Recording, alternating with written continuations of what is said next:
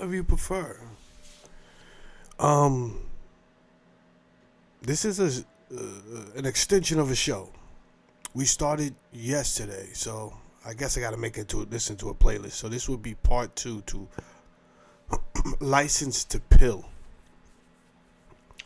License to Pill. I didn't know I was going to end up doing two shows of this, but I knew it was going to take long. This is just a disclaimer. This show can only be 2 hours. It cannot be no longer than that. That being the case, I'll try to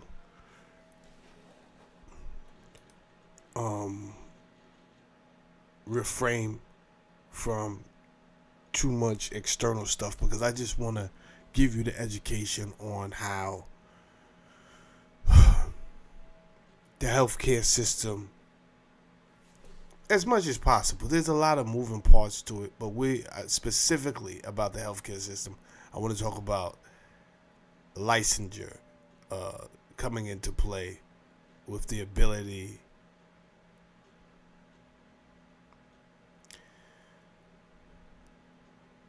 to produce and manufacture a narcotic and it get accepted by the United States of America as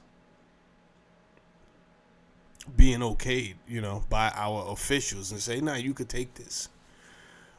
We seen yesterday, I started off my show with a clip of Dr. Sebi explaining to Rock Newman how in 1987 the feds had came down on him for practicing medicine without a license. Practicing medicine without a license. Hey.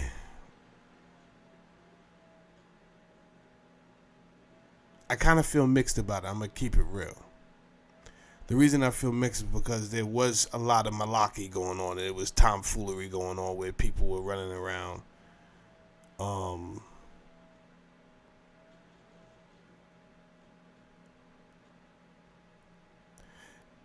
selling things that were not helping people.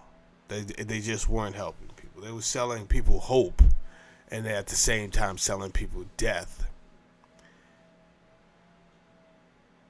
And if there's no precedent in place because it's kind of like, well, you took it on your own accord, that's it. I think at some point something's going to have to happen. But like, wait a minute, yeah, but he told me that it was to cure blase blah, the flu, boils, whatever it is. That's what they told me it was going to do. And they intentionally sold me, kerosene with some whiskey and blase blah, and I got sick, right? So I think at some point, if a legislature doesn't do, and I'm gonna look at the chat in a second. We got a lot of bots in here today. We got a lot of bots. Shout out to the bots. I think at some point, if legislature didn't get involved, then it would have gotten way worse. However, at the same time, I feel there was a bunch of things that the FDA approved and people still got hurt because the system is compromised. So we will continue off on 2.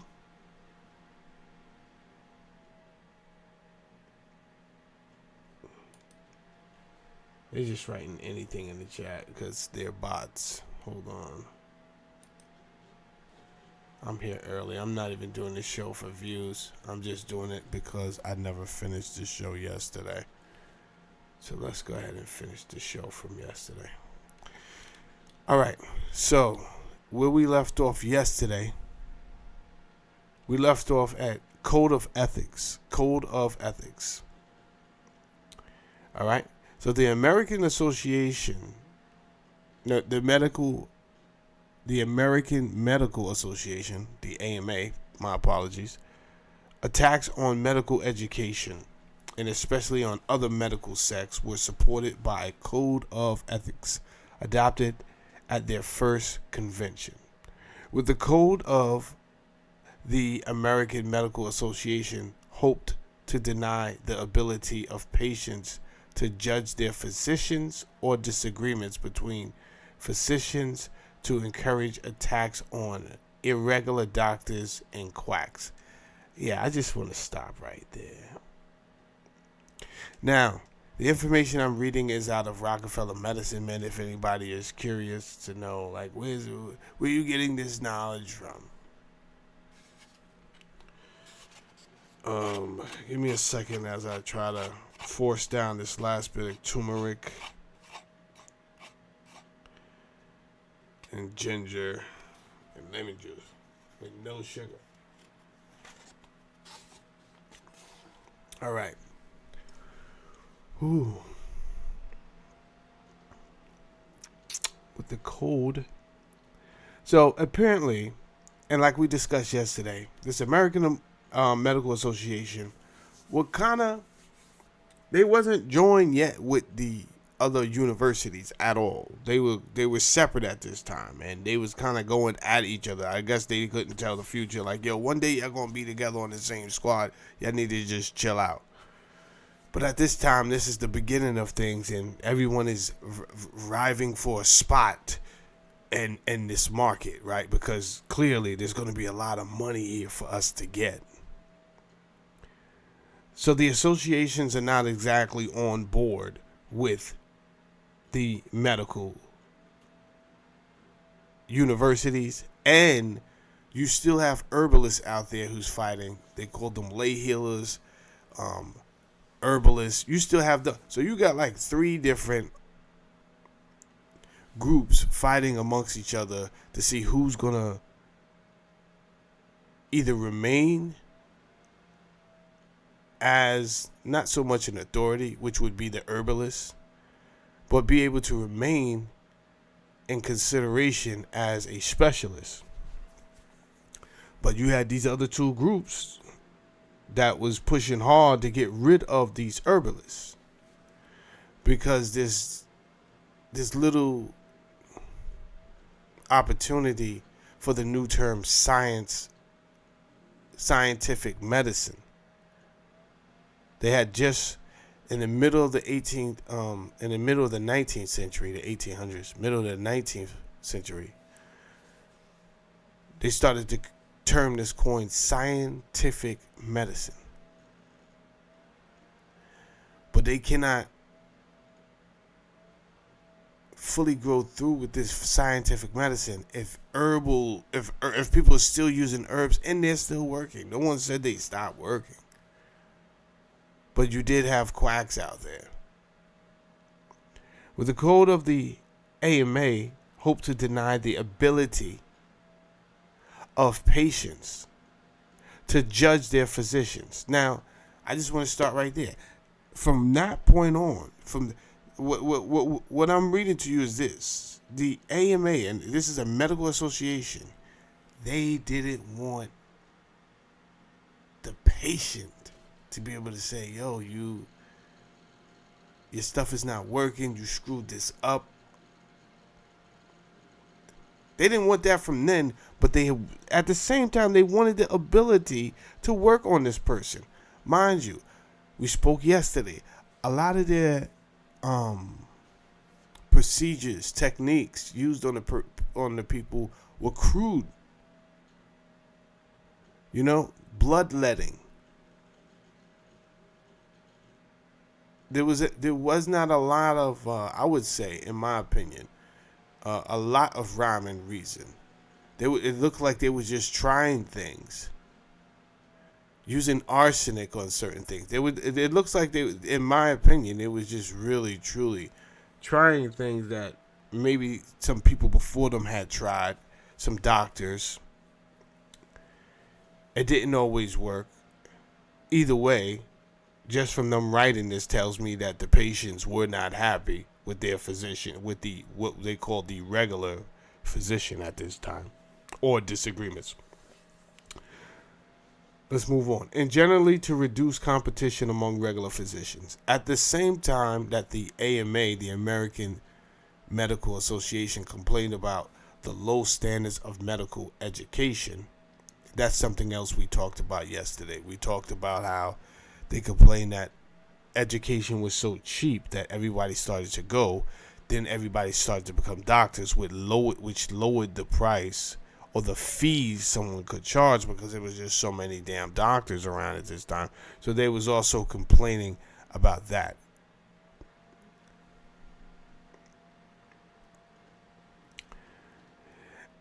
At the same time that the American Medical Association complained about the low standards of medical education, the association commanded patients to trust their doctors.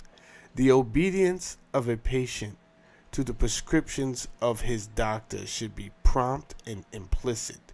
The Code of Ethics instructed the patient should never permit his own crude opinions as their fitness to influence his attention to them. Well, that's crazy how they just turned that around, right? And here's the thing.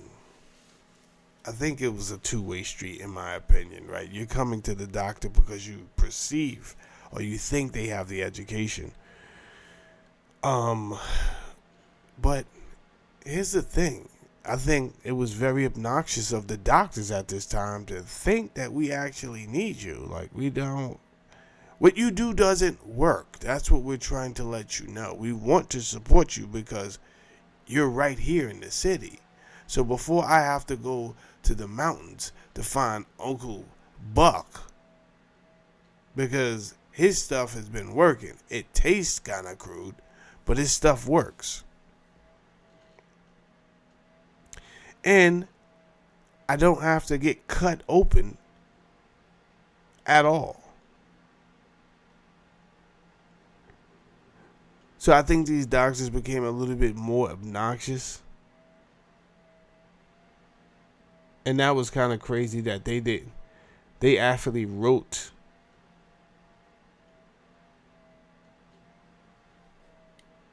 a code that would try to silence the patient. That's bananas. Anyway, these efforts to bolster the profession's falling economic status and power were legitimized on moral and ethical grounds by the medical societies. Well, that's a problem, right? At the end of the day, I think that money will usually lead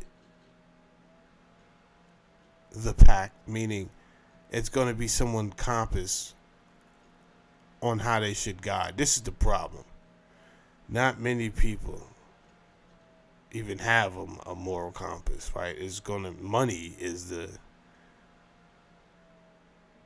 it will be the dominating factor in the situation. It's usually money. Since the colonial period, violation of ethical codes had been grounds for ostracizing non-conforming physicians. Codes were used not only against other sects and lay healers, but against members of the regular profession who consulted with homeopaths and eclectics, and even against developing medical specialties which offered competition to the general practitioners. The American Medical Association Code failed to win public support or stamp out competition, although the medical society's attacks on members for code violations intimidated some doctors and increased intraprofessional antagonisms. In short, conflicts between practitioners and medical faculties, generalists and specialists, and regular physicians and other sects kept the profession badly divided throughout the 19th century.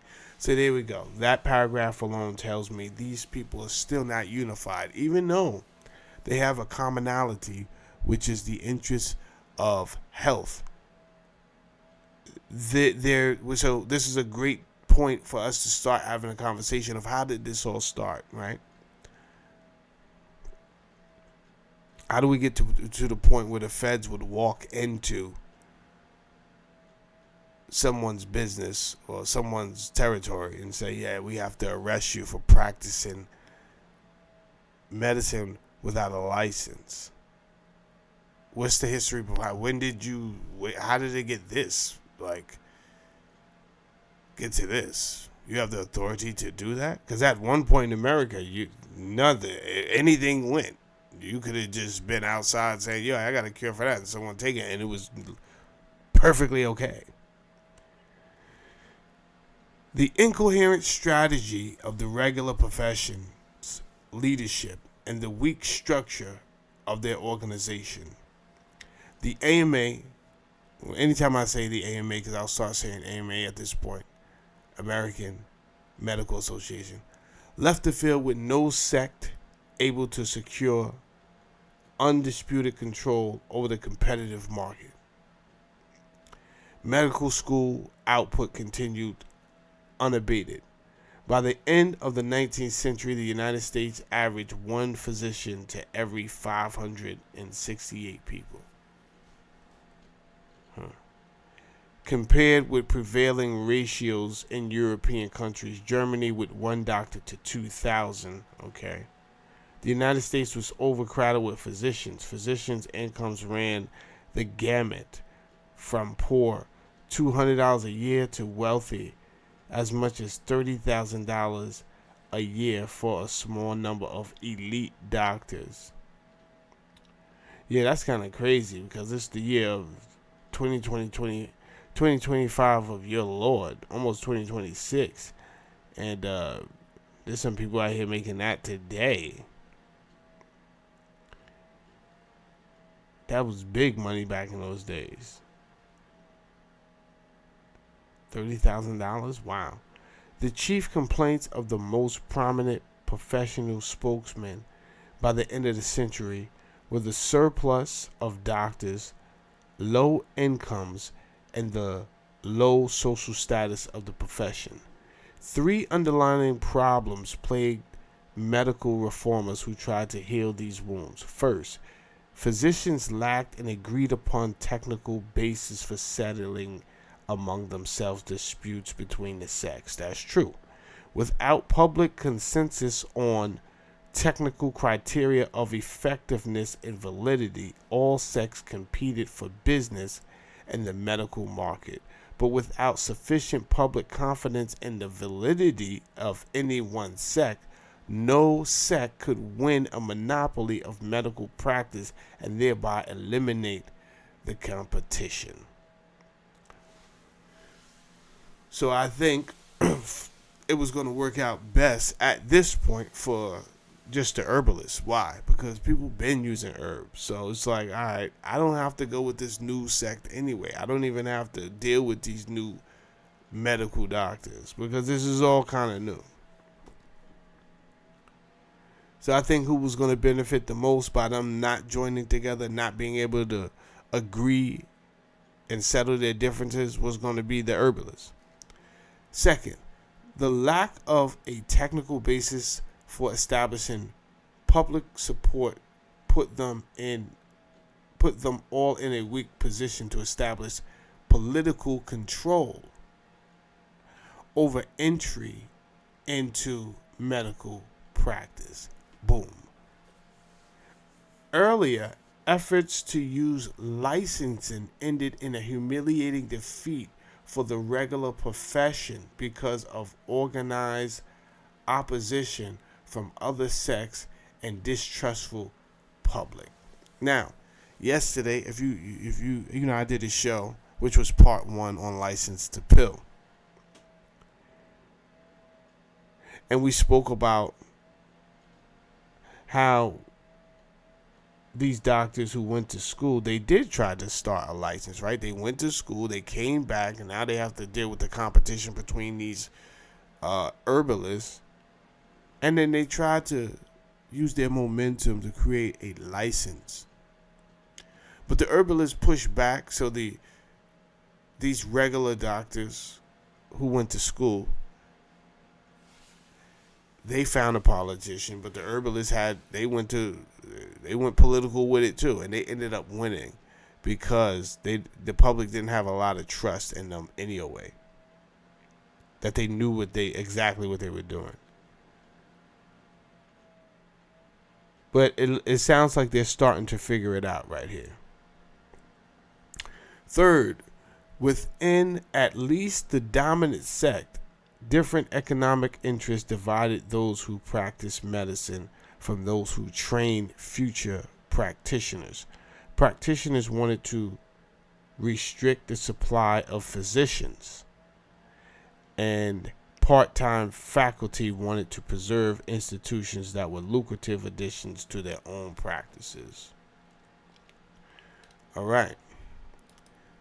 We'll move on to incomplete professionalization.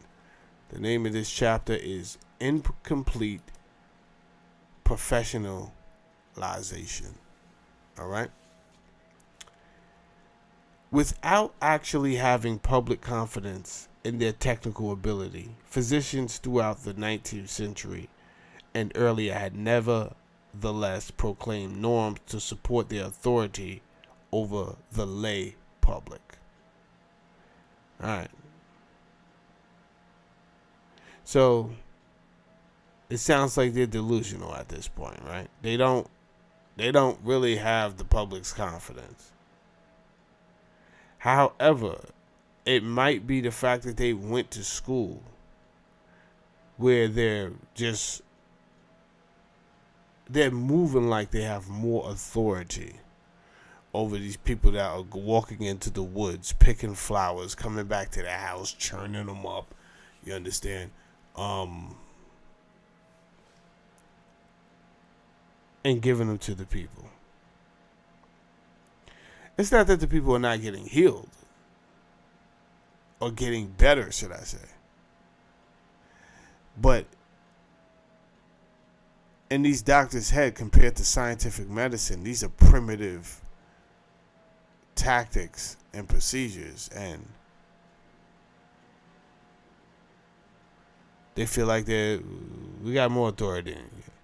Demands for recognition of the regular profession's technical competence, in which they undoubtedly believe, were the remains of legitimizing their claims to professional authority. So that's what they're working on right now, the professional authority, which I just want to say right now, could be compromised later on, right? Once you get a professional authority, who's to say? There has to be a head. There has to be, even if it's a board, that board could be persuaded by money.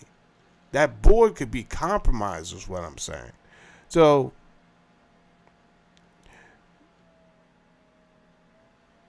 I mean, we're already looking at hindsight because we're talking about the 1800s here when this first started, or trying to start, and now it's 2026, and we know for damn sure that many companies and the healthcare environment has been compromised. We know this. The recognition of that authority, however, was seen as necessary to the profession's controlling the economic condition of its work. Yo, Big TTV, what's good with you? Salute to you, man. Oh, okay. Yeah, Big TTV. I try to, let's just put it like this, Big T. I don't regret any of the work that I'm doing, right? It doesn't always get, as me and you know, the highest recognition, but when I see people like yourself and others, shout out to the Truth Lady, when I see people appreciate the work, that's it. That's it. That's why I do it right then and there, man. So I appreciate for people even watching. Yeah, and let's continue on. I want to give the people, let's just make this into a great informational show, right? I don't care if it's that entertaining, but I just want to walk away giving the information to people. That's by far, man. Uncle Andy is in the building. Okay, Andy, what you doing here, man? I didn't even know Uncle Andy was going to be in the house. I tried to respond to your text, Uncle Andy, but I'm in the mountains and the text, like, I don't know what's been going on with the service lately, but the text bounced back to me, and I was like, I'll figure it out later on. So, Merry Christmas and Happy New Year to you too, sir. All right, let's keep this thing going. By proclaiming a set of norms and values associated with their work, regular physicians hoped to end the competitive market for medical services and to win a regulated market for themselves. The basis of professional status and power is still debated by sociologists who traditionally have posed a set of essential features that are supposed to distinguish professions from the general run of occupations, right?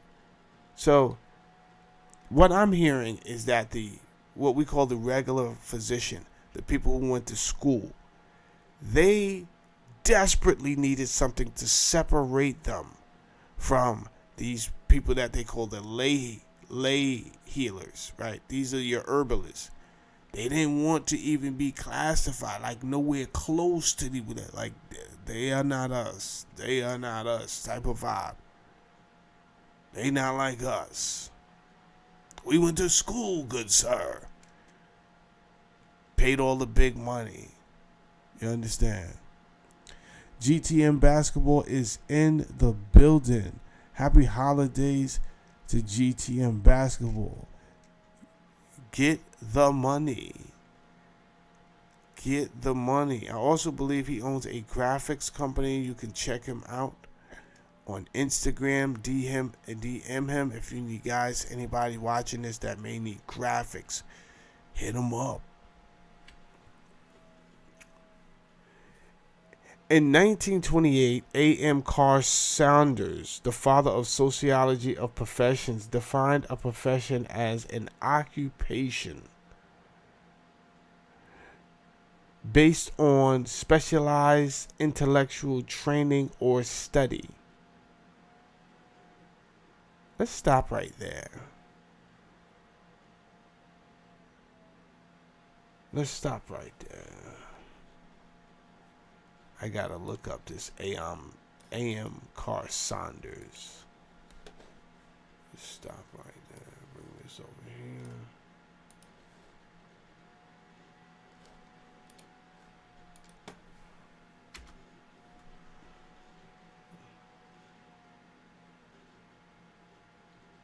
He looks like a white version of my grandfather.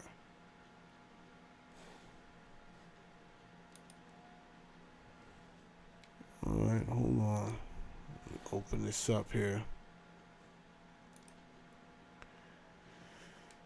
So it says, Sir Alexander Morris Carr Saunders was an English biologist, sociologist, academic, and academic administrator. He was director of London School of Economics. Really? Is this the same guy we're talking about? Yeah, this is the same guy. All right, so he's from England. He educated at Eton. Okay. Carr Saunders remained a year at the University of Oxford, of course. He left in 1910 to join the University College London, where he studied biometrics.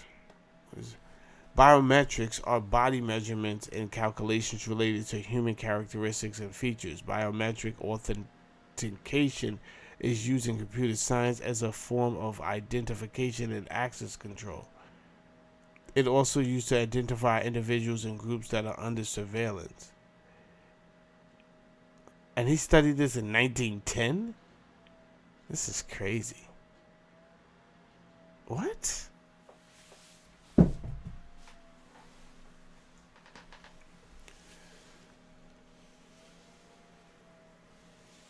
That's crazy. Did they have computers in 1910? Anyway, he studied biometrics under Carl Pearson.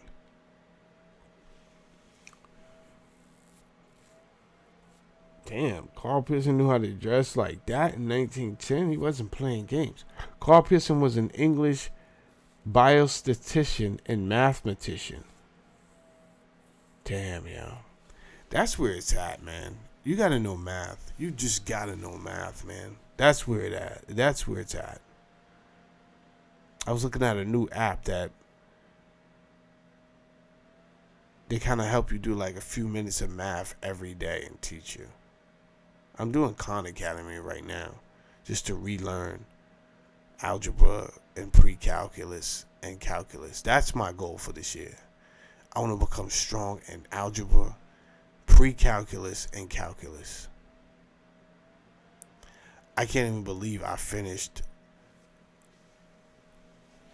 these computer science courses without even knowing that math. But let me tell you something. It kicked me in the ass because I honestly, it was horrible. And it wouldn't have been horrible if I would have understood math. If you're going to get into computers, coding, any of that, you have to. There's like no way. There is a way. You'll do it. But it's way easier if you understand math. Because it's literally the way code is built has to go. It goes back to algebra. Okay, so this Carl Pearson, he has been credited with establishing the discipline of mathematical statistics. He founded the world's first university statistics department at University College London, 1911. Get out of here. Oh, is that the Pearson from the books? Maybe. Let's not get crazy. A proponent of social Darwinism and eugenics. Deciding against natural science, he instead read for the bar of the Inner Temple. I don't even know. What? This whole wiki is getting out of control. It's filled with conspiracy and all type of other stuff.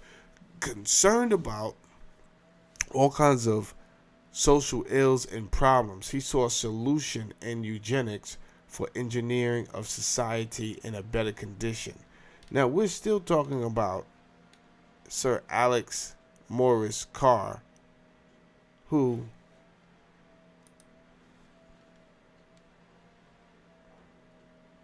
the book from the Rockefeller Medicine Man said he was the father of sociology of professions. Defined as a profession. So he's the father of sociology of professions.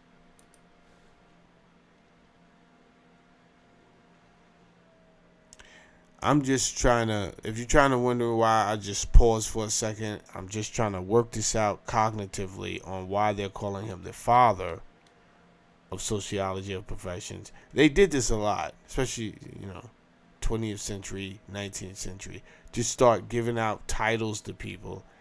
And here's a guy, as soon as I see someone believing in eugenics is a set of largely discredited beliefs and practices that aim to improve the genetic quality of a human population. Historically, geneticists have attempted to alter the frequency of various human phenotypes by inhibiting the fertility of those considered inferior. So, if you're wondering why I'm pausing, it's because I know that most people that attracted to this idea of eugenics were, in my opinion, racist. Right? And then my curiosity goes to, okay, so what about these other people, right? Let's just say black people. What about black people has you so concerned that even if they're losing on the planet, in your opinion, they're winning, right? They're enslaved, right? You guys have monopolized the resources. And again, I'm still perplexed on how that happened, because I keep hearing the Moors, we was the Moors, we was the black men, and the Moors We had to go into Europe and all of this is true for 400 years, and they still came out on top after you gave them the education, re-educated themselves. They took that education and started to dominate the planet. Why didn't you do that? Was there a level of cruelty involved that the Arab man and the black man were not gonna do? I don't know, because the Arab man was definitely selling Nubians to other Nubians as slaves. Yeah. The Arab man had monopolized slave trading in North Africa. And he was selling Nubians to other Nubians. And he was selling Nubians to white men.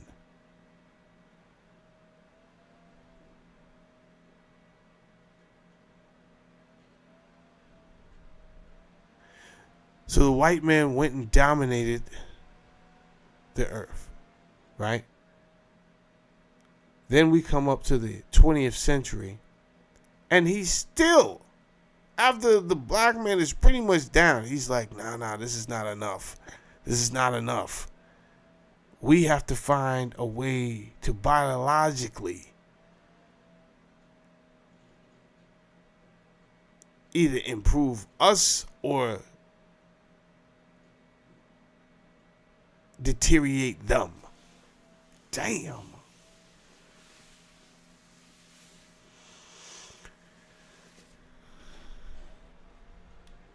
I reject his title as the father of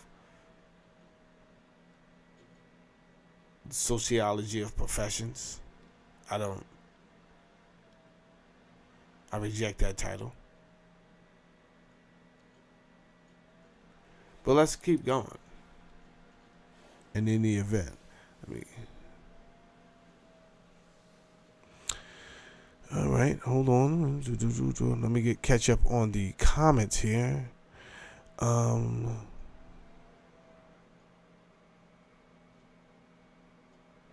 So Uncle Andy says he's caretaking right now, so he's not going to be available like that. He has to do what he has to do for his family. Shout out to Uncle Andy for even making time to come over. We appreciate you, Uncle Andy. Handle your business, and well wishes to your uncle, and blessings, good vibes, healing. You understand? GT in basketball says salute.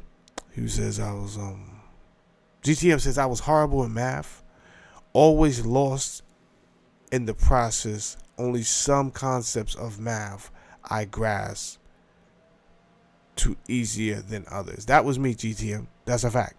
That was me. 1 year I did excel in math. That's only when I applied myself.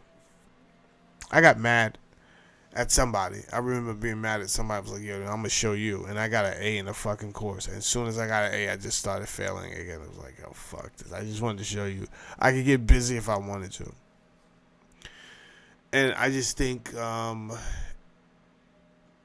could have been a couple of things, GTM. It could have been the teachers that introduced this, maybe they approached it wrong.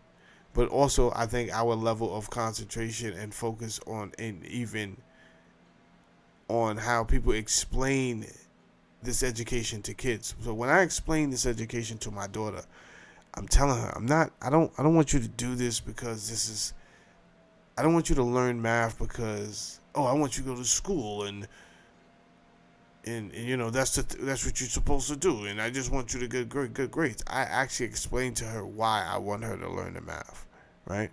Don't get me wrong.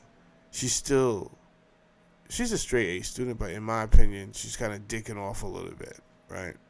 Not in math, but she could be going way harder.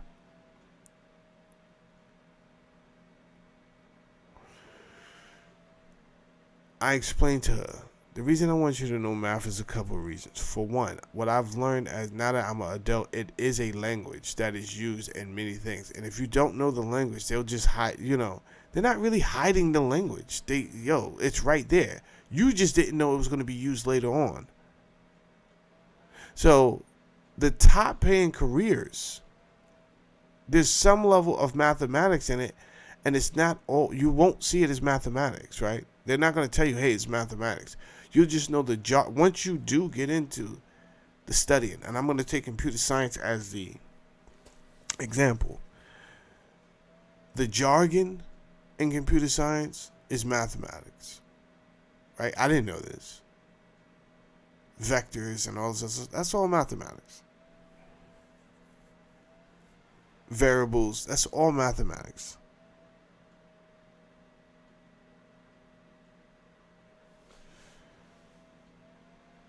When you start to code, you have to put in things into parentheses and all this other stuff. That no one says, yo, this is mathematics. Only if you took mathematics before are you going to recognize what the fuck is actually going on here. But no one's going to say anything. Then technology has their own jargon too. So there's never going to be a conversation where like, hey, this is just like mathematics. No. Whoever recognizes it, and they usually keep their mouths shut. And they understand the algorithms that's all mathematics. So for us to enter an age of a digital era and not seriously consider mathematics or want our children to gravitate towards that, oh man, I could never, ever be so entrenched in entertainment gossip and frivolous nonsense and I'm not pushing my children to understand science by science. When I say science, the anatomy, I'm talking about from the start, from the quarks and the atoms, molecules, tissues. I want them to understand it. That's just all I want you to understand a few things. When it comes to science, I need you to understand, even if it's just up until a point, but I need you to understand the basic idea of how tissues are formed, right? If you could just get to there, hey, and you don't have to know everything. You don't have to become a doctor. Mathematics, you got to know algebra, you got to know pre-cal, you got to know calculus. You got to. And you got to know history, right? Even if it's the whitewash history they teach you, you have to know that, right? At least you have a basis. And you'll find out later on.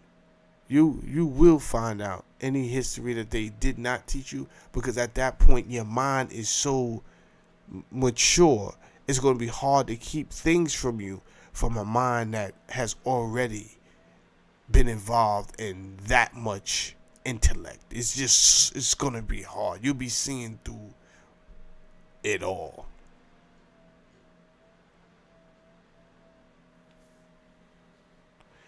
Peace to the gods and the earths.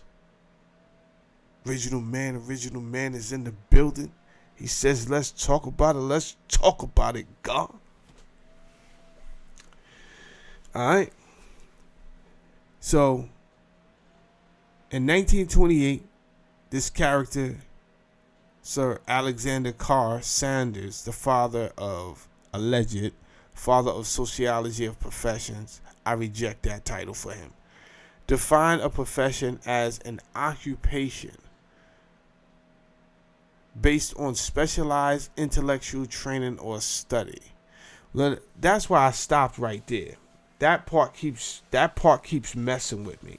Why is it messing with me? Because I went to Mount Vernon High School, and that was an amazing school. What made it an amazing school? You had so many vocational programs in the school, because I guess they figure like, oh yeah, I'm not going to college, and they was right about me, because I I did not know how to go to college. That's just the truth. That's just the truth. And all that $25 for application nonsense was not what? Some of these was 50. Oh nah. I don't know what I was gonna do. I'm gonna keep it real with you. I had no idea. But I wasn't about to. That's the most I knew. It might cost some money, but even still, I don't know how to do it if I wanted to. I really didn't. It wasn't like today where you could just use the internet. I didn't know nothing about none of that. But what I do know is more of the youth, we need to go back to focusing on them having a specialized training or study at a certain age. That's what I do know, right? There's no, like, he's a youth, she's a young girl. Yo, knock all of that shit off. What are you talking about? Get them into something at fucking 12. You understand? Get them out there in front of it. My godchildren are chefs. They went to a school where they already started. They brought over some cookies the other day for Christmas, right? And try our cookies. I think that's amazing. And they're what? They're 15? They're 15, 16. I think 16, 15, yeah. And they are chefs.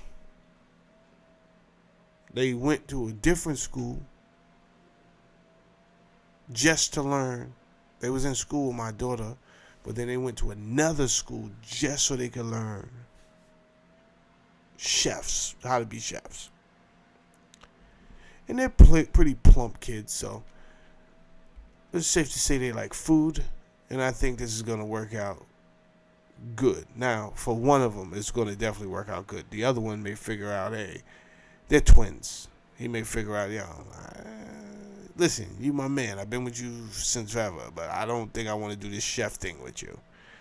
But regardless, we have to start putting that back into the front of kids' faces. Specialized training or study for an occupation for when you become older or independent.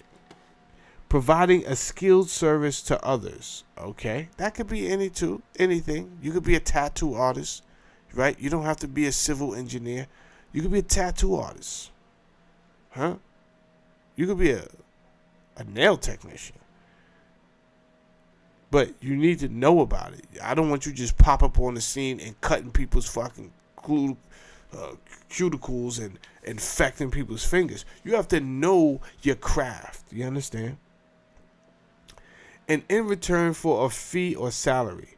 30 years later, William Goode stressed prolonged specialized training in a body of abstract knowledge in a collectivity or service orientation as the core characteristics of professions. Okay, so as this paragraph, because we did work our way through that paragraph, right? And I only got 1 hour left with you guys, so let me get back to business here.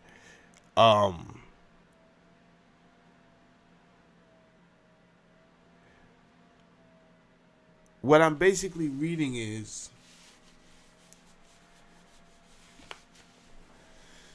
I think the medical profession was going to, they first had to define what a profession is. That's what I'm reading. So they had to define, first of all, what is a profession?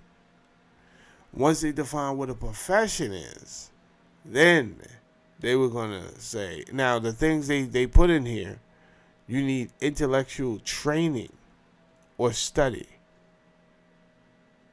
And then you provide a skilled service to others. Now, let's just put this out there. Are herbalists today, we know that herbalists today can go to school and get that study according to the standards, because that's what we're talking about. How did this become standardized? How did this become an actual process? Because it was all willy-nilly before. But it looks like some things are about to change in this story, because they're getting the regular doctors are catching on there like, yo, why aren't we being taken seriously? We have to make a standard. Like, if you want to do this, you have to study, which is really seriously still obnoxious because, yo, bro, people been healing people with flowers before you even went to school. Nobody told you to go to school. And now that you went to school, now you want to charge so you can get that money back and make money.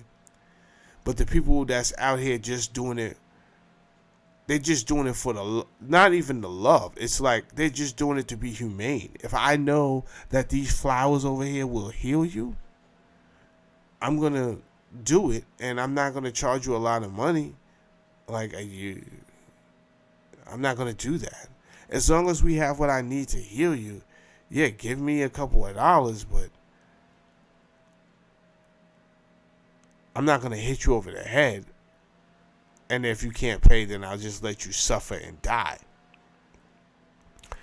But apparently, that's where we might get to in life.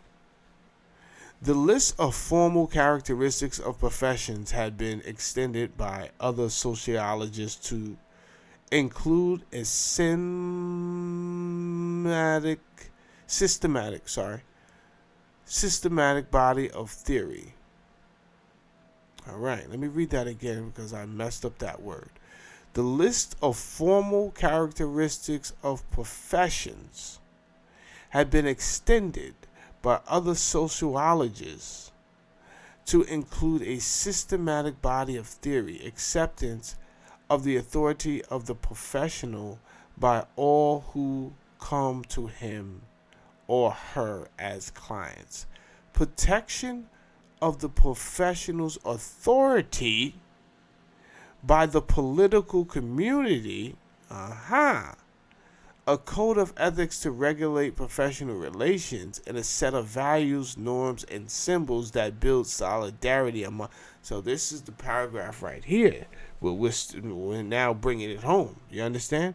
So not only are they defining what a professional is, these professionals came together and they said, listen, this is a profession. This is what's considered professional. You gotta have training, like specialized training. I guess the question is, what is specialized training? I guess they would consider this school. Santiago. Good morning and Merry Christmas. And Happy New Year, because I'm probably not going to do too many more shows. I'm just trying to finish out this pill. The license to pill business. Right? And we only got an hour left. If I don't finish today, I have to do another show before the 31st. I don't want to go into the new year on this topic. This wasn't even supposed to be a series. It was supposed to be one show.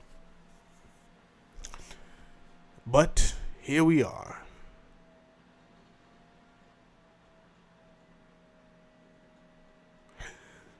So the professionals saying they're getting together and they're saying we have to define some criteria. We have to get some criteria. We definitely need training. Most of us have training. We went to school. What else do we need? We need a code of ethics amongst us to regulate professional relations.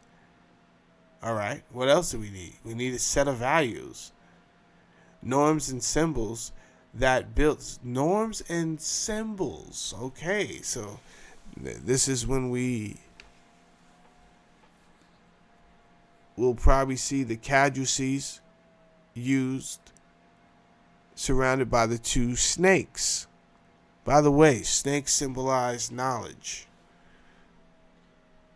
Snakes symbolize knowledge.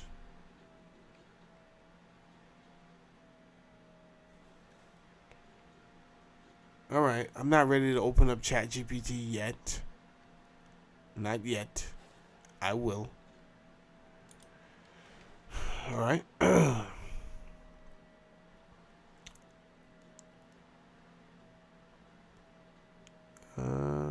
Let's keep going. So these doctors, they got it in their head. They're like, okay, we need symbols, we need codes, we need this to be We need to get with some politicians, right, who will back us and protect us now that we've come together and put that much together, right? And that seems pretty reasonable. I'm not going to lie. If I was a politician and you asked for a meeting with me and you came in there and you fought your case and expressed, hey, listen, me and my friends, we actually went to school for this, right? We wrote out this letter of conduct, right? We came up with this logo that would represent all of us. And we're just looking for some politicians to back us and believe in us that we should be the gold standard when it comes to healthcare, right? I think right away most politicians, the way they think, they're gonna look at that and be like, yo, you guys are getting organized. There's money in this. That's all the politician really gives a shit about. I'm positive, right?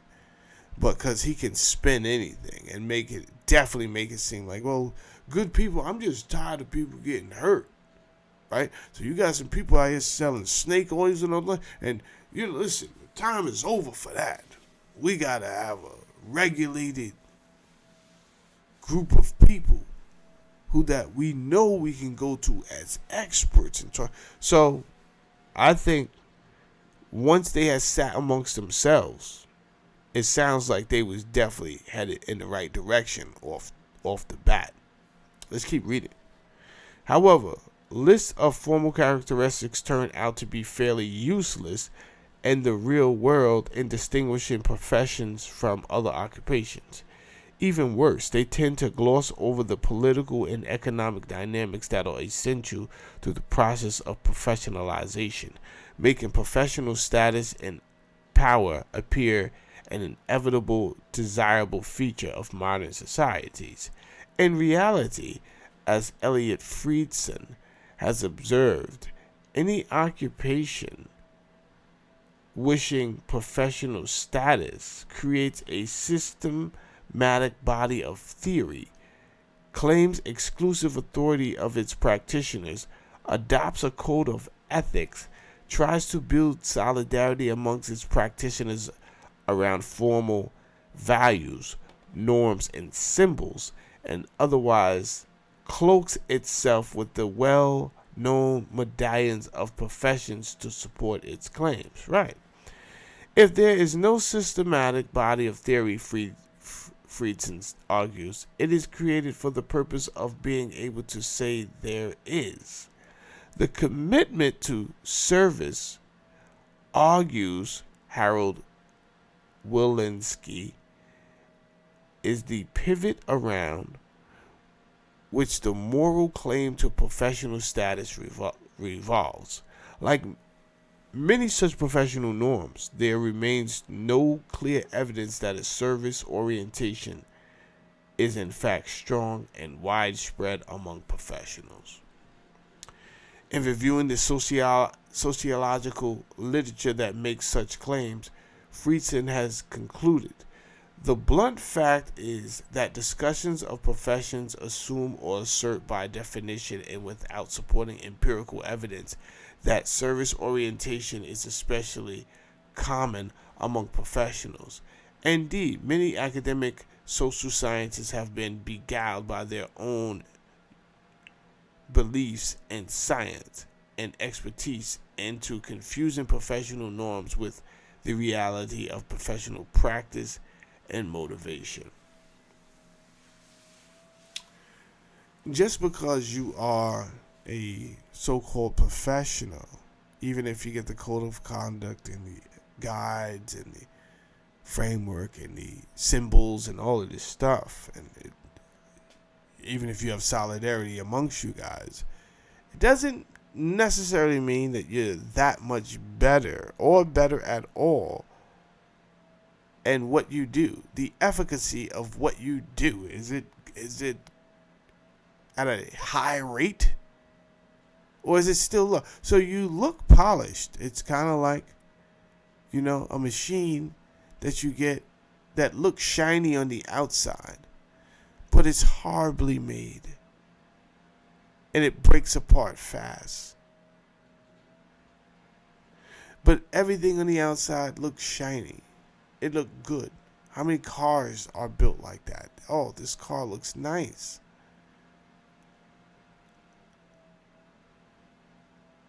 But the belts are cheap. Huh? The engine goes knocking after a measly few thousand miles.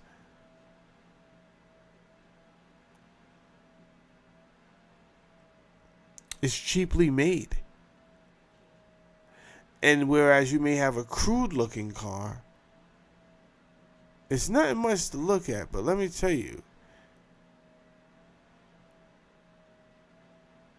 it's strong, Jack. So I think that's what was going on there. Let's keep reading. Code of ethics were accepted by some sociologists as genuine efforts by the profession to guarantee competence and honor. Carl Sanders believed that if the foundations of the codes were better understood, they would not be generally regarded with hostility. More recently, some sociologists have approached professional norms more critically. Everett Hughes, for example, argues that the widespread acceptance of norms, while the professional should have almost complete control over what he does for the client, and only the professional can say when his colleague makes mistakes, have been used by professionals to hide mistakes. This is true too. What much of the sociological literature ignores in examining the process of professionalization is how essential political power, that part right there, what much of the sociological literature ignores in examining the process of professionalization is how essential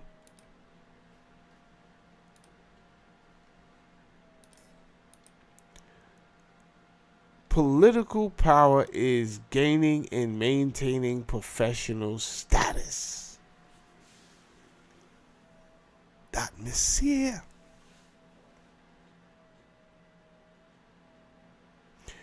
As the history of the medical profession in the 19th century demonstrates, without sufficient political power, the profession remained unable to control its economic and working conditions. So, good people, when I tell you, don't sit here and argue about the president all day. It would do you good to just, you had some time off, you're in front of the computer, run through the congressmen and the legislators from your area and your district, find out some of the bills that they've been passing, find out what they support.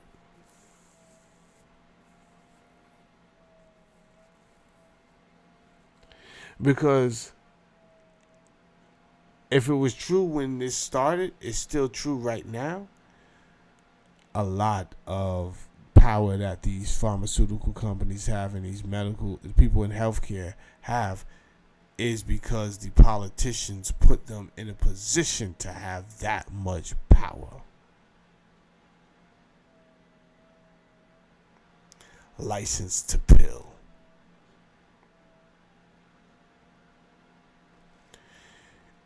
Initial efforts at licensure were defeated by a popular movement of lay healers and other Jacksonian-era populists.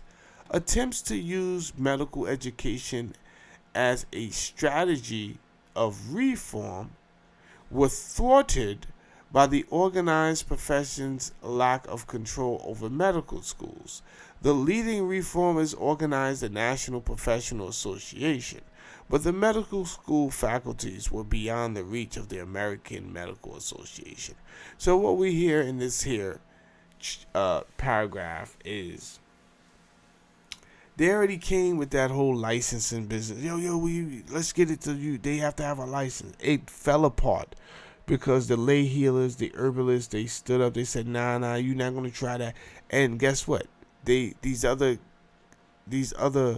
groups that was pushing for a license, they wasn't really unified themselves. So really, they're trying to find out, how do we get more unified so that we. And this is the stuff I preach all the time on this channel, because I'm always bringing up Genesis 11. That is the chapter where the people, when they were together, were able to build a tower, right? They was able to build something that made the gods in that story nervous, right? So I'm always preaching it, because I know if you stand together and y'all work towards something, nothing is gonna stop you. You're gonna head to the moon. You're going to go to the moon.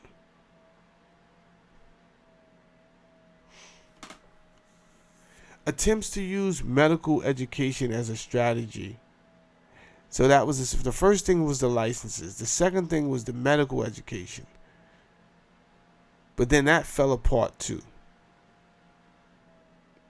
So it looks like the one thing they may have to rely on after they do get themselves together is politics. You need somebody to go into legislation to present a bill, present a case, and then legislation be formed.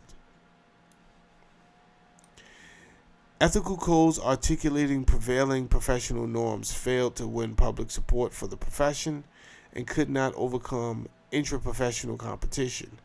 What the medical reformers sought was the power to enforce the instruments of professionalism that assure high incomes, social status, and continued prosperity for the professionals.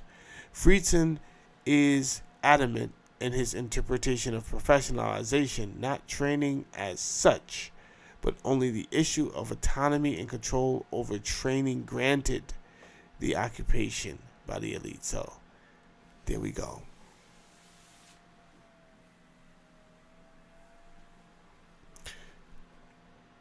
What is he saying? He's saying it's not some just willy-nilly training. That's not what I'm talking about.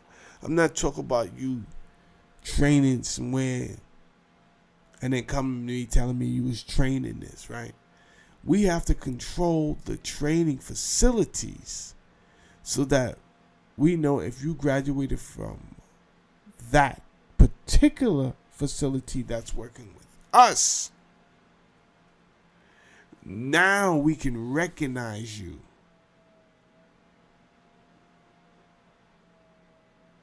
as legitimate.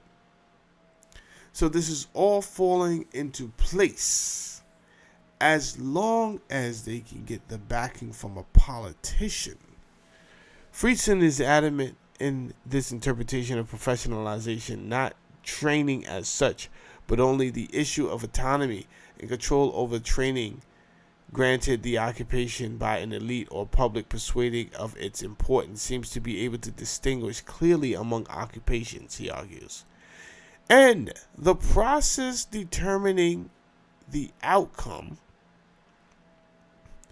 is essentially political and social rather than technical in character. That's a fact. A process in which power and persuasive rhetoric are of greater importance than the objective character of knowledge, training, and work. The nature of training, as well as the service ideal, ethical code, and body of abstract theory, constitute a profession's ideology, a deliberate rhetoric, and a political process of lobbying, public relations, and other forms of persuasion to attain a desired end, full control of his work. Well, he's saying essentially what I just told you he's saying. Everything that I just said. You have to get someone to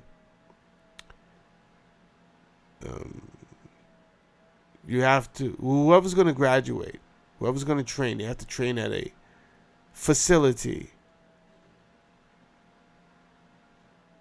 that is eventually what we would know to become accredited school. Good morning, Angie. Good morning. Good morning, Angie. Don't worry, you're a little late, about an hour late, but you can still watch the replay.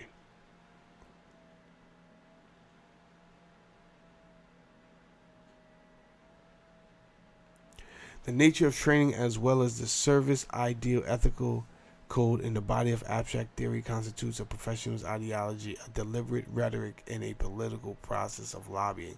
Yeah. The politician cannot stand before its peers and suggest anything without a defined rhetoric, right? And that defined rhetoric must include theory. That defined rhetoric must point to an ethical code and ideology. If it is going to sell and be able to be worked amongst the public for public relations, the best thing you can do is include these criterias. The history of medicine from this perspective can be understood as a political process. The history of medicine from this perspective can be understood as a political process in which the specific reforms, however much they may increase the technical effectiveness of physicians, are also instruments of persuasion and symbols of legitimacy. I've said this. The goals of reform leaders were to gain collective control for the profession over its working conditions and economics in order to establish a hierarchy of authority. Now we're talking. In power among healing occupations. So, not only have we gone over the definition of what is considered an occupation, right? And we figured out it is important to have a code of ethics. It is important to have symbols.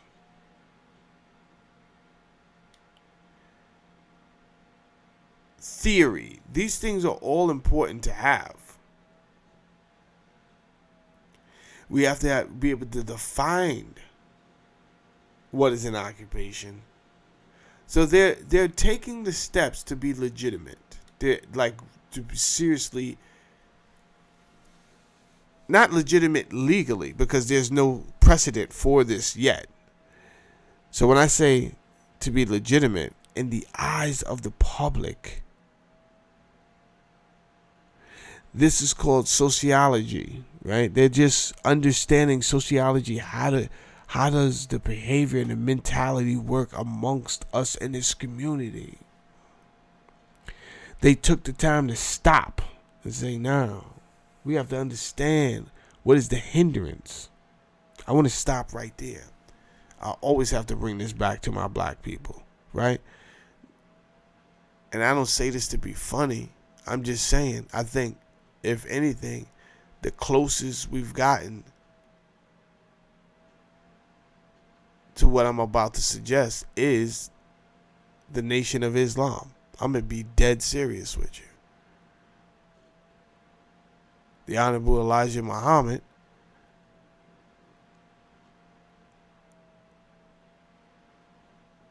after Master Farad broke out, after all of them was over there following Noble Drew Ali,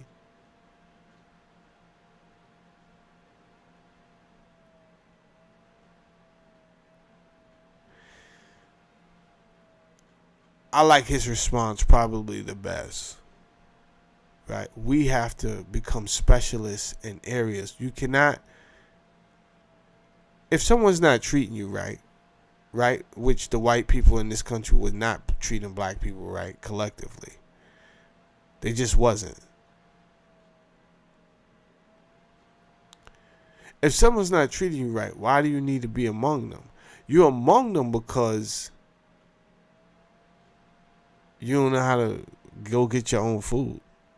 You don't know how to get anything without their help. So you keep the relationship open.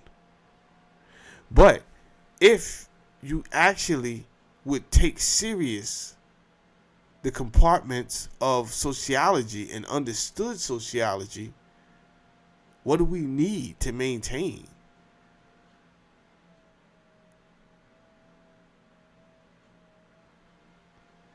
Then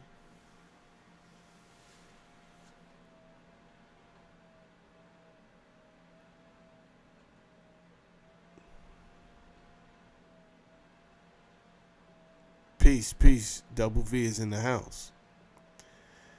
Then we wouldn't have to do all of that groveling and all of that other stuff. You know, even if you didn't have a aggressive nature towards white people, you could say, okay, I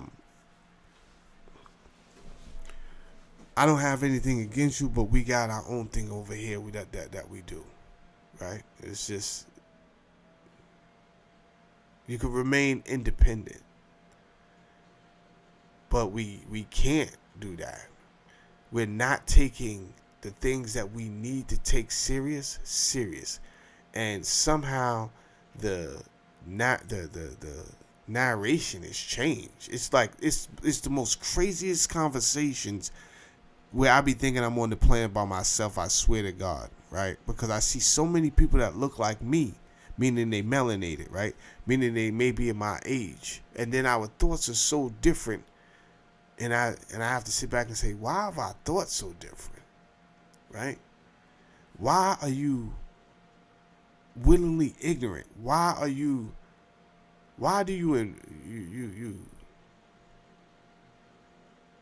have this appreciation for something that never has a good outcome? Let's take the whole streets thing. Right now in the black community, and not in the black community, I cannot say that. In the urban black community, where some of the most ignorant shit goes down, there's some campaign going on about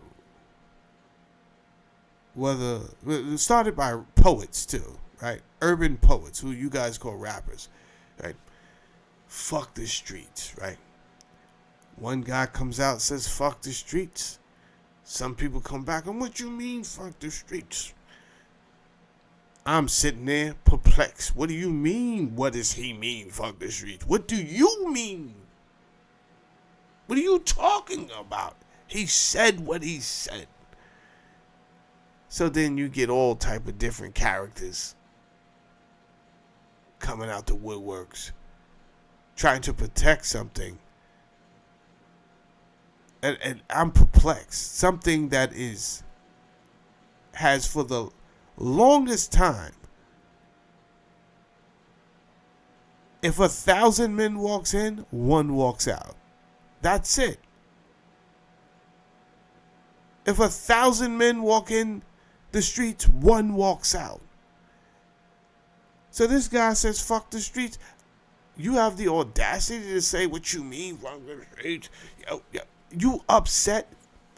Bro, what have you done since you entered the streets? You went to jail several times where undoubtedly, I didn't even have to be there. I'm telling you, a white man was telling you what to do. He was telling you to do ridiculous shit like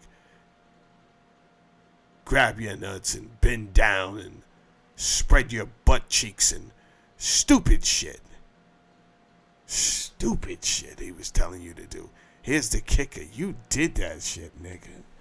You wasn't going out like, yo, I ain't doing none of that shit. Put me in the box. And if you had, they would have lumped you the fuck up and then filled you with Thorazine, and you would have been a zombie, nigga. that part of reality. But what put you in that position in the first place is more than likely the streets, right? I'm assuming I'm not sitting up here talking to somebody that's out here PDFing, right? You was in there because you wanted to be on some street shit, but you didn't take the street shit seriously. I tell people, oh, I was in the streets, but I just took what I did seriously because the purpose was to get money and it wasn't to get caught. When the shit got to the point where niggas wanted to get caught so they could go to jail and come out with a story, it's nuts. It's just nuts. The streets is nothing to play with. Niggas die in the streets and you know it. You know it. They have people who are paid a salary, good salaries. People out here doing overtime, hitting $200 a year just to catch you, get enough evidence on you to bring your ass down, Jack. So the possibility of you entering this realm and not either getting violated by the authorities or by other street people is very slim, nigga. Very slim. Streets ain't even got all to do with money. If you in the streets, sometimes you just outside among street shit. And guess what? That shit affects you too. Huh? Because if you wasn't in that environment in the first place, then guess what? You wouldn't have seen some nigga mean mugging you to the point where your pride and ego made you think you have to do something about this. You felt the energy, right? Because that's the part of science that you can't deny. You just don't understand vibes. So you use urban colloquialisms to simplify science, and you say you know the vibes. No, I do know the vibes, nigga, but I know you know the vibes. Fuck what I know, because I'm not in these environments where I'm gonna have to pull out the Roscoe and fucking melt somebody's skin because I felt I was violated. No. Do you know the vibes, nigga? Nigga walked in here. You felt the vibes. Now, how's it gonna go down before the night ends? Somebody's getting shot. A lot of times, the person that's getting shot won't have nothing to do with the situation at all. Why? Because you got two reckless idiots or more idiots out here on some ridiculous street escapade shit, and they are not even professional at what they do. They don't know how to shoot. They're shooting the wrong person, right? I don't know if Diddy shot this girl in the club or not. Many say he did. I think that's what Shine alludes to. But the fact is, I don't think the guy that they were shooting at got shot. All type of other people got shot in the face. Fuck the streets.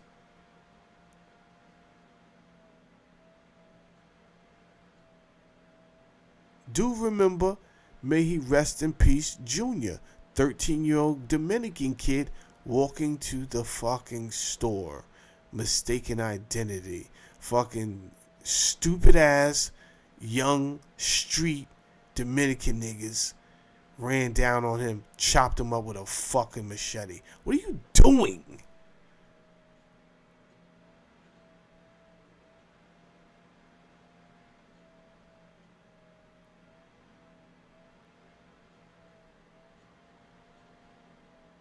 Fuck the streets.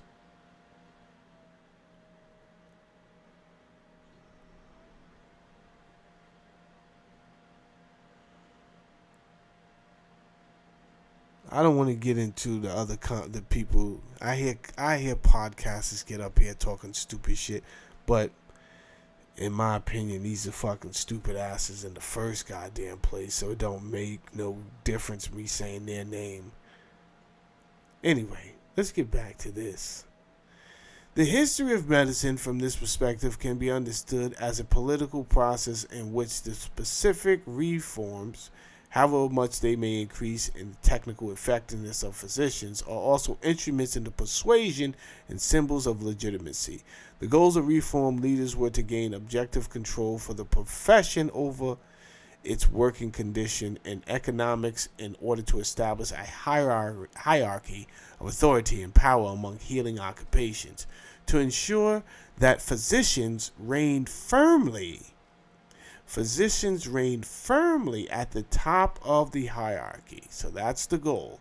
And to ensure them as high incomes as possible in any given historical period. Support for such interests would have to come from outside of the profession. That's right, because you guys can't. If you could have did it, you would have did it before. So while efforts were made to win the credibility of the public, right? That's what all these other criteria were for. They have to win some type of confidence in the public that they are suitable to even be administrators of this topic. Leaders of the profession did not see their struggle as a grassroots campaign, seeking a social and economic position above the majority of the population. They could at best hope for the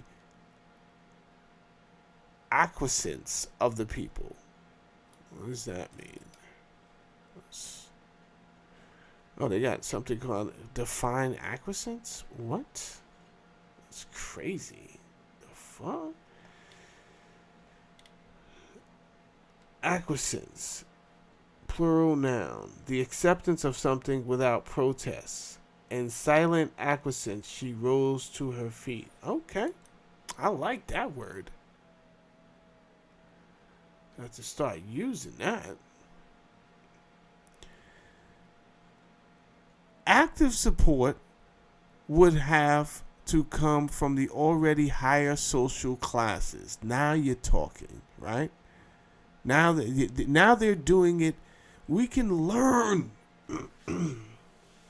Now you're talking about something.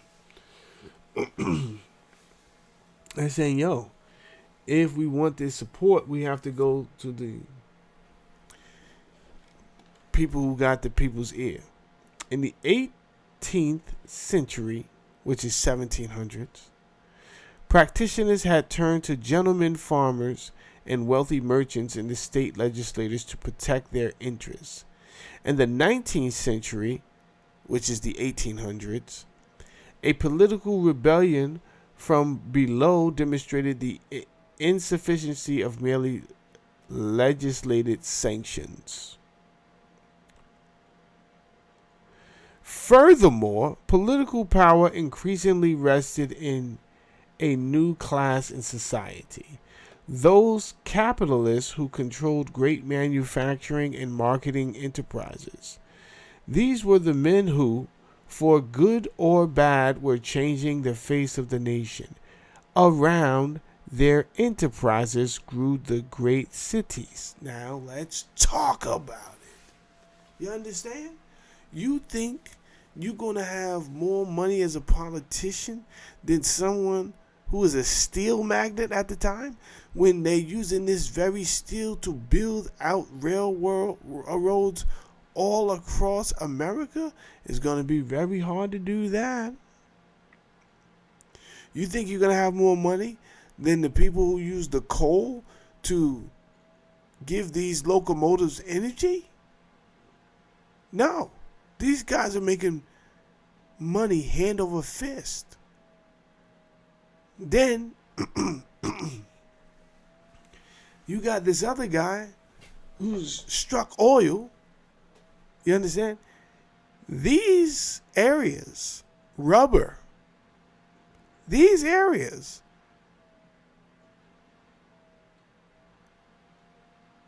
created magnets. These guys were larger than life. So naturally, these manufacturers and these capitalists, they have the ability to control, not talk with politicians. They have the ability to control politicians. There's a difference. But much like me, sometimes I don't like talking to the middleman. Sometimes I do. There was one time I purposely went to a middleman. I knew exactly who he was going to give my stuff to, and it was exactly the person I wanted him to give my stuff to. However, I did not necessarily want to talk to this person for several reasons. I didn't want to do business with him. So I calculated, cutting a few dollars short, you understand, I was still making money hand over fist. And I said, what's it going to cost me? A peace of mind. Give this person a few $1,000s to go talk to that person and deal. And he thought I never knew. I fucking knew. What ended up happening is when the guy, me and him, fell out because he thought I was just going to be fresh out and he decided that he was going to try to rob me. Then I had to show up to his house with a sawed-off shotgun. It's just shit you have to do when you get into the life of the streets and crime, which is why I don't really particularly like it. It's always going to get to a point where, nigga, you gotta go there. And I'm going to keep it real. I don't necessarily want to go there if I don't have to, right? But this is before I have children and everything like that. Now I have children and a wife I'm obligated to take care of. If I go to jail, I would rather it be for a really good decision, not like some frivolous, stupid shit.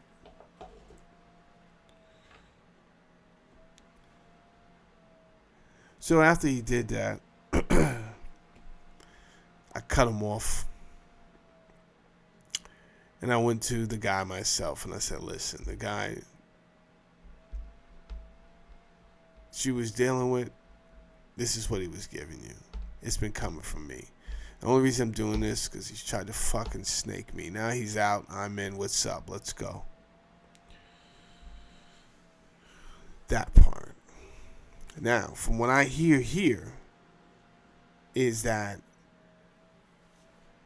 they could go to politicians, these these medical people. But guess what?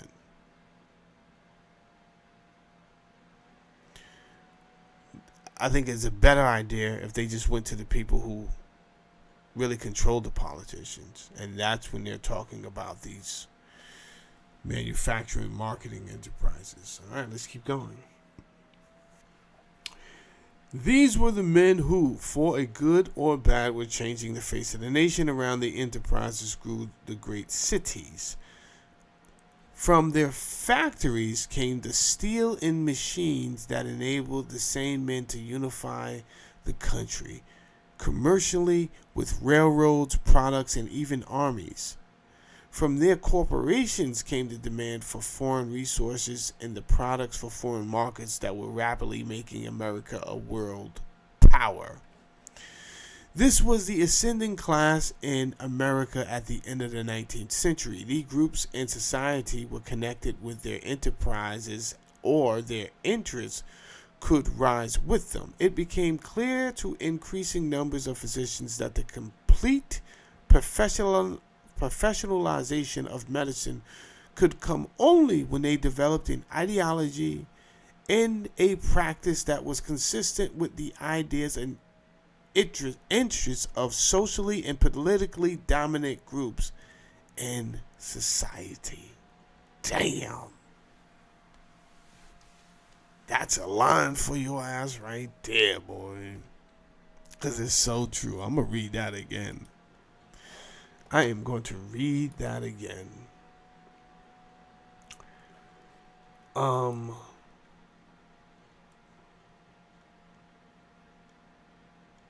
Let me do something real quick before I do that again. Hold on.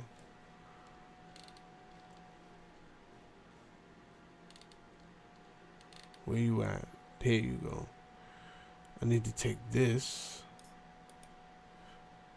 copy this, put this over here in the comment section.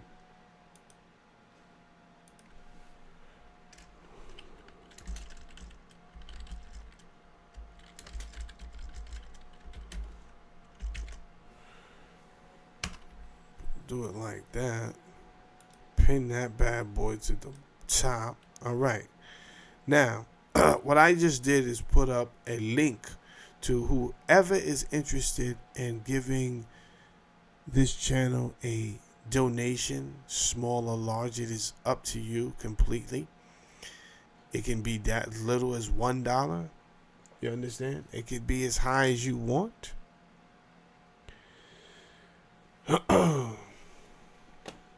Yeah, we're on a commercial break. I do have time for that because I got 20 more minutes, right? So let's get some music going here. I'm on a commercial break.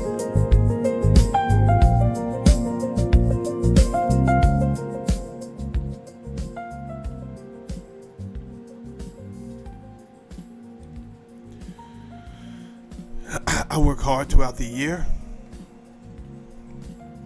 to bring you guys good information that you can pass down to your youth, the knowledge that you may know or learn. I dare say I'm worth $1. Look, somebody was over here and left because I advocated for myself. I believe a bot came in this morning and said, yo, go get a job. Anytime I read a comment like that, I'm pretty sure I'm making more than that fucking person. Of course I make 6 figures a year doing what I do, you jackass. This is not my fucking job. This is what I love to do. Doesn't mean that I shouldn't be compensated for my time.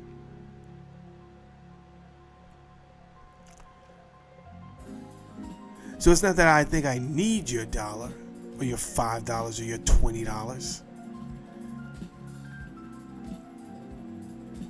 I think it's logical for me to put it out there that since I spend hours into this and share it with you, I could spend hours into this and keep it to my goddamn self, that I shouldn't be judged on expressing myself. Say, hey, here's a little donation button. Do what you will with it.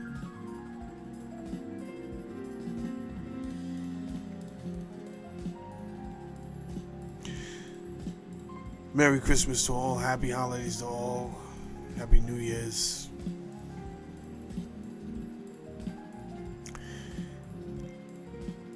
I have about 15 more minutes on this episode. We're doing License to Pill.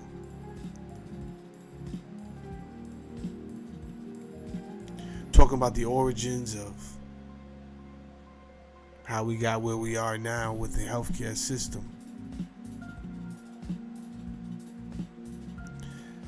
2026, I got a lot of good series coming out. We just finished a series called Above Top Secret. So at best, I could say that my channel is definitely different from everyone else's. But you already know that. All right. Let's get back to this. I want to read that over right there. That was something. That last line. It became clear to increasing the numbers of physicians that the complete professionalization of medicine, right? So they're starting to understand, if we're really going to be considered professionals at this can only come when they develop an ideology and a practice that were consistent with the ideas and interests of who? Of socially and politically dominant groups of society. Well, that's not good. I'm going to keep it real. In my opinion, that's not good. Because the dominant people in society and the dominant people in politics, they just do things that they're not always good for the common man. In my opinion, they're not always these people don't always make the best decisions. So if you're trying to align with them, which we know now they did, God help us all, which we know now we need. It was desirable that everyone in society recognize their technical effectiveness. It was essential that the classes and groups associated with the ascending social order believe in their efficacy. The development and increasing dominance of scientific medicine within the profession provided the virtual perfect material and ideological basis for an alliance of the medical profession with other professionals. An alliance. Engineers, lawyers, corporate managers, and all ranks of capitalist class. So they have to put themselves up there with these people. They cannot come to the table as lay healers and herbalists and poor folk. No, not unless they came as a group, a dominant group, making demands. But other than that, the medical professionals are figuring out like, nah. We need an ideology. We need a framework. We need symbology. These are the things that are going to take us to higher heights. We need theory.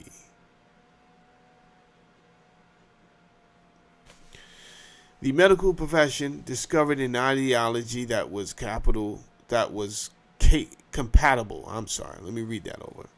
The medical profession discovered an ideology that was compatible with the worldview of and politically and economically useful to the capitalist class and the emerging managerial and professional stratum.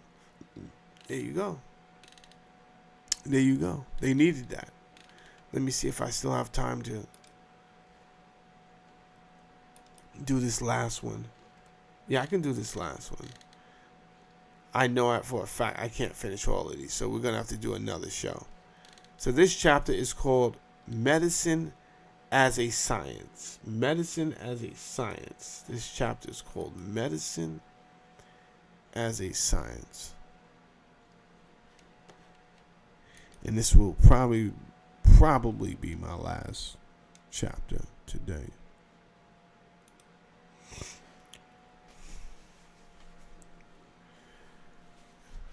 Medical research was flourishing in Germany and France during the 19th century, which is the 1800s. And even in the United States, biologists and physicians made their contributions. In 1818, Valentine Mott, a New York physician, was among the first to attempt major arterial surgery near the heart. Other Americans also attempted new surgical procedures, while some physicians contributed new understandings to internal medicine. Give me a second.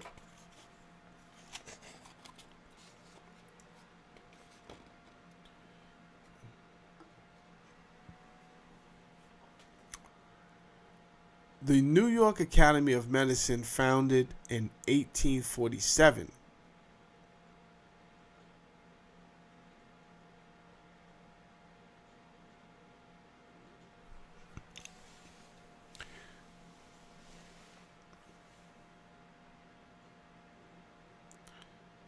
now, I believe that's definitely before the Civil War. So this is pre-antebellum. The New York Academy of Medicine, founded in 1847 in the Pathological Society in Philadelphia, promoted discussion of medical research and science. Few of the findings and developments in medical research were directly useful in improving medical practice. It is doubtful that many patients survive the new surgical techniques in the absence of aseptic practices. While the differentiation of diseases made observation more precise, the usual heroic treatments were just as likely to do the patient in as before. Beginning in the mid-century, medical research in Europe started producing more applicable findings. In 1858, Rudolf Virchow unveiled a general concept of disease based on the cellular structure of the body. Okay.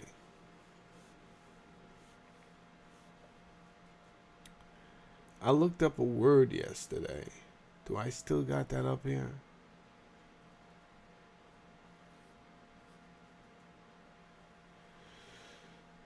I looked up, what was it called? Intracellular circumvention? Hold on one second. Intracellular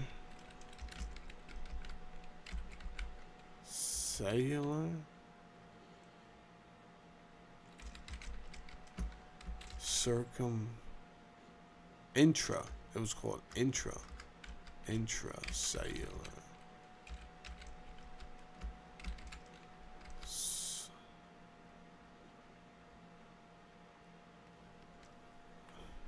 But that wasn't the word. Circulation. But it was close to this. Let me see. Intracellular circulation refers to dynamic movement and distribution of substances, ions, metabolic proteins within a cell, driven by active transport systems. It was close to this right here.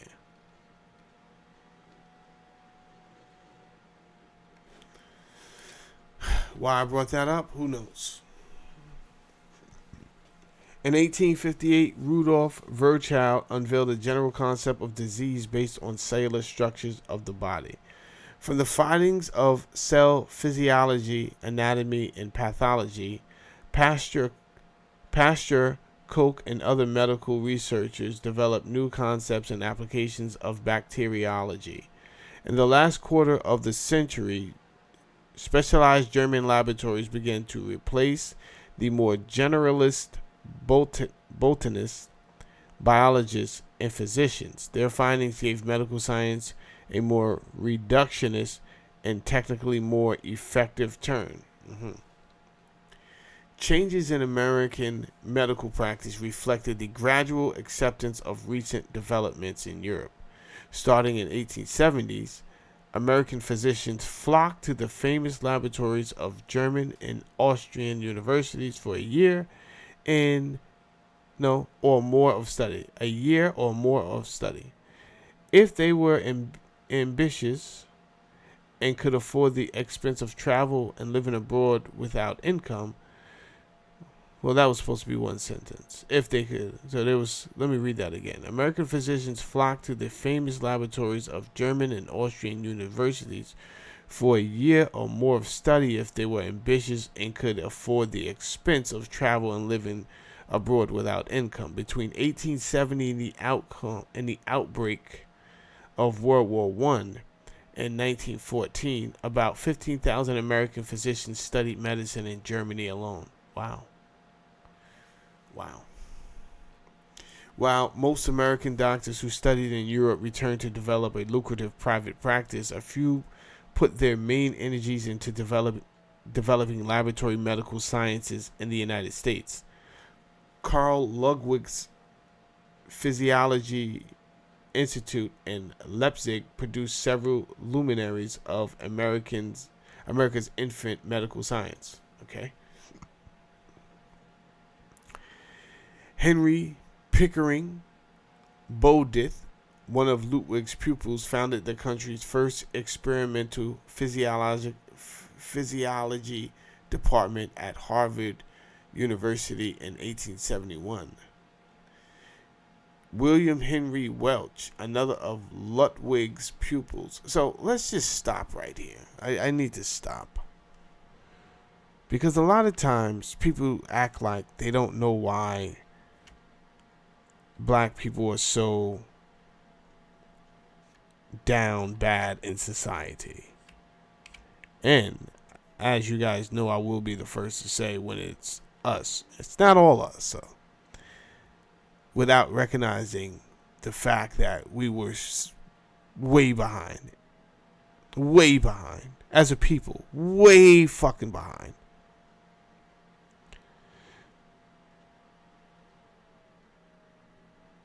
Because, especially the people that's here in America, I can't speak for the Americas. The Americans. I cannot speak for the melanated people abroad. Africa, Europe, and wherever else they were free to roam without prejudice or being sabotaged and sought and killed, controlled.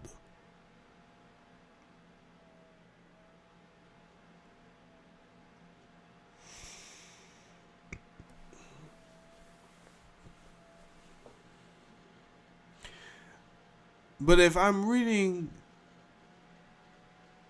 my knowledge and my literature right, then I'm hearing at 1619 was when the first black couple was brought here, forced to work in the United States. 1619. So you got 1619 to 1719 is 100 years. 1719 to 1819 is 200 years.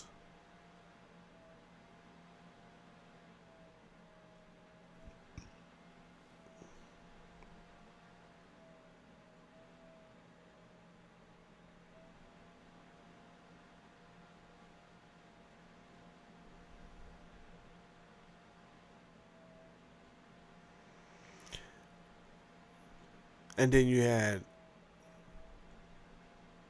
probably still another 70 years. No, 40 years. So you had 250 years. And that's just the legal part where these black people in America couldn't just go to, I'm going to send you to go to school over here. You're going to learn this and learn that.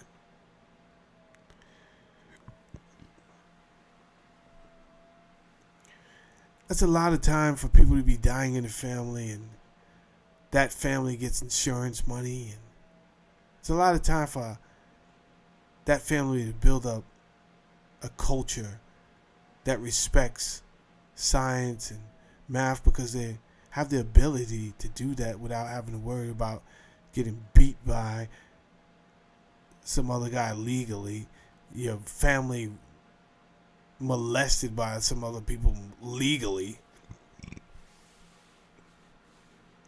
So I'm like, this is pretty much dominated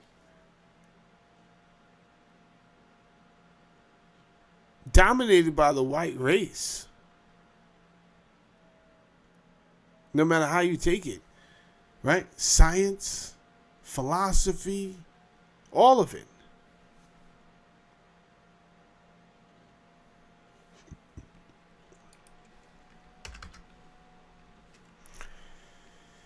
Henry Pickering Bowditch, one of Ludwig's pupils, founded the country's first experimental physiological department at Harvard University in 1871. William Henry Welch, another of Ludwig's pupils, started America's first pathology laboratory at Bellevue Hospital Medical School in 1878. 15 years later, American medical science came of age with the opening of the Johns Hopkins Medical School, modeled after the German university medical schools with a heavy emphasis on research and the basic medical sciences.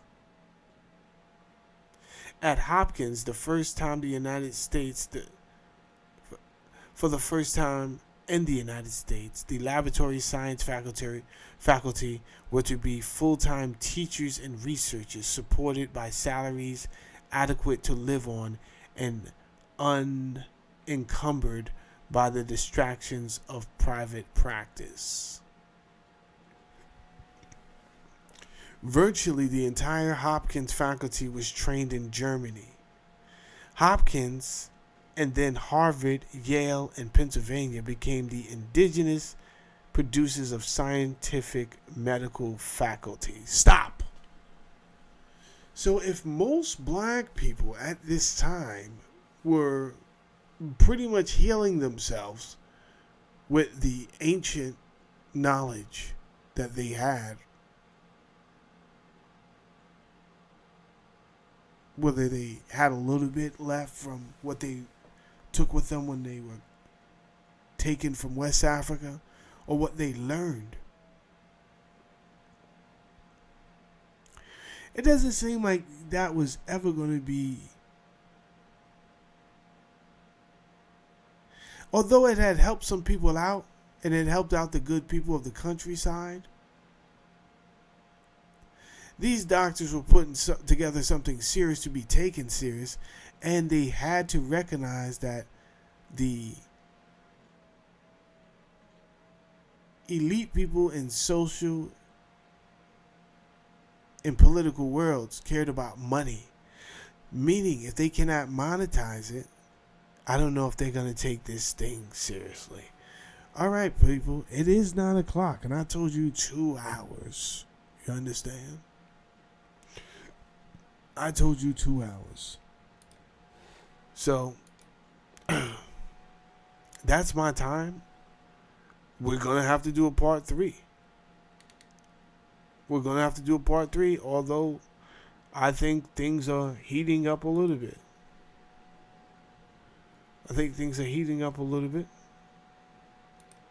All right. Well,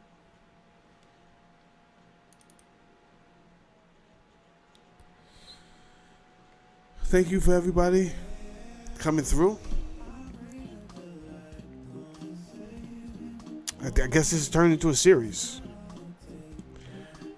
However, I think it's turned into a series with some good information, so I'm not regretful. I don't know if I'm going to come back. Actually, I am. New Year's Eve, I'll be able to finish this. New Year's Eve, I'll finish this. December 31st, I'll be back, and we'll finish this up, and then we'll come into the New Year strong with the new series, all right? Shout out to everybody. You guys have a blessed day. I appreciate every last one that came over and watched the show today.